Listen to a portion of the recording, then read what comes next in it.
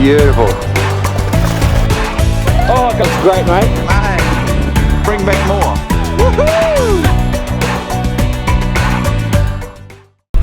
An important thing to do when you catch fish that you don't want is to really look after them. Remember, the fish you release today, they might be second hand to you, but to the next person who catches it, fantastic. So we want them to live as much as possible, and the way you handle it's really important. When the fish comes in, handle it as little as you have to. If possible, carry something like this so that you can get the hook out really, really quickly.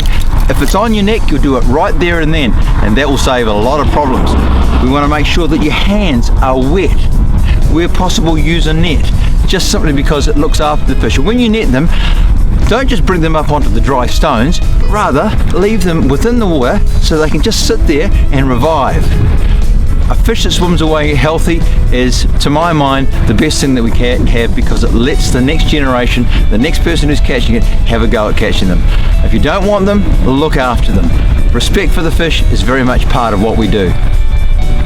One of the key things to do when a fish has had a fairly hard fight is to make sure you stay with it as it's recovering. Remember, always point them upstream. Make sure that the water's flowing over the gills. Don't pull them backwards and forwards, because the gills are designed to work with the water coming through the mouth and out through the gills. Sit them upright. Give them some time.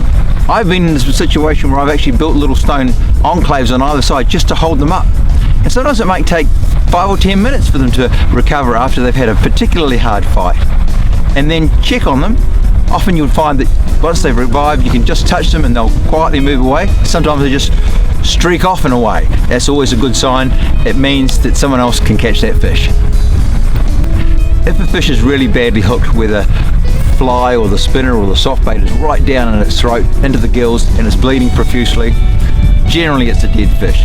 So I will say that I have been in situations where I've seen some blood coming out from the gills. I've managed to get the fish free, put it in the water, and it swam away, and I've come back days later and the same fish I've caught. So it has recovered. So obviously if you hit it on the head, it's got no chance of recovery. If you put it back and it's a little bit dodgy, it has some chance of recovery. But generally when you hook it deep, they're pretty much all over. You can, and I know that some people do, cut the line and leave the hook in if it's swallowed.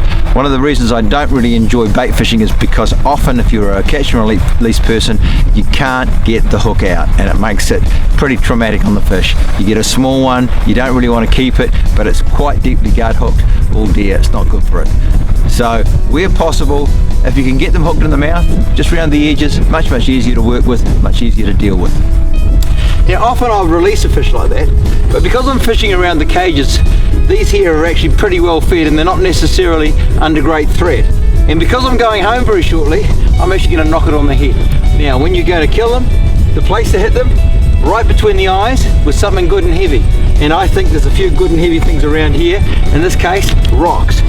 So get one of appropriate size, turn it over, right between the eyes, and that solves the problem. There we go. Put out of his misery. Still a very nice fish. More than happy to take that home. They actually taste delicious. Oh my goodness, does that get your heart racing?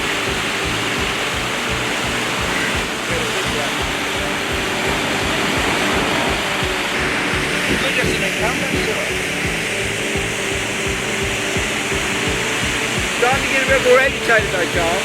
Yeah.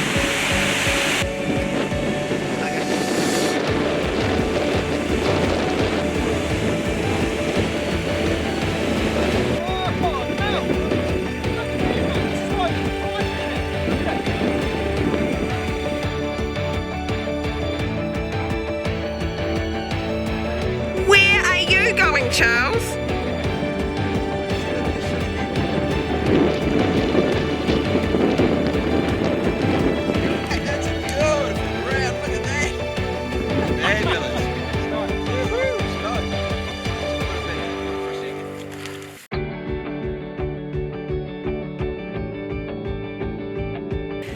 Charles has just caught this fish, this beautiful brown, and he's had a pretty active fight, and now he needs just a little bit of help to get back in the water. What should you do, Charles? Let them resuscitate, so just let them sit there.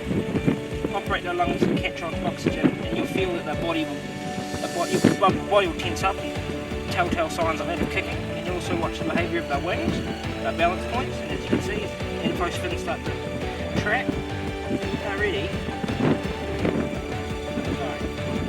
What are some of the things that people do wrong that don't help the fish? Quite a big misconception is to pull them back and forward. But what that actually does is forces the oxygen backwards through the lungs, and what you're actually doing is drowning the fish. Okay. And you don't want that. If they roll, you need to hold them again, don't you? Hold them to get their balance. Okay. Sooner or later, they'll go. Come on, mate. Go, mate. Awesome. Beautiful.